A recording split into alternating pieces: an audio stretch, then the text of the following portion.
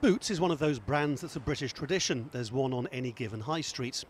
But for several years it hasn't been British owned at all. It was bought by private investors and its headquarters was set up in Switzerland. Tax campaigners say the purchase was designed to leave the private equity buyers with an enormous debt, against which they could offset profits Boots made in the UK. That in turn allowed Boots legally to avoid paying getting on for $2 billion in tax inside the UK. And we believe it's absolutely up to the government to take action now to close down this great system of tax havens across the world, many of them British tax havens, to ensure that companies like Boots do pay the tax they owe and don't get away with this something for nothing culture. Some other multinationals like Google had already been accused of legal tax avoidance. The difference here is the relationship between Boots and Britain's health service, which most people at some point in their lives will have to rely on.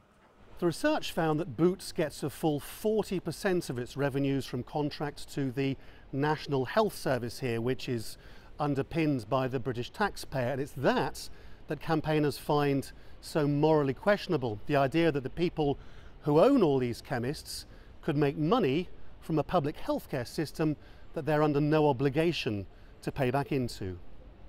Boots's unpaid tax plays into a much bigger story about the state of the health service here, with increasing public concern that hospitals simply can't cope because of a lack of funding. The people behind the study said the amount of unpaid tax was worth the same as the salaries of 78,000 nurses. The net effect is that money gets taken out of the NHS and into private profit, and we're very, very stretched in the NHS. So what we're seeing is cuts in staff, particularly nurses, who are a very, very big proportion of the staff budget. And without nurses with the right level of qualifications, the standard of care just drops away massively. Boots said some of the findings were misleading. This report may contain significant inaccuracies. For example, the reference to the proportion of UK revenue deriving from prescriptions and related services.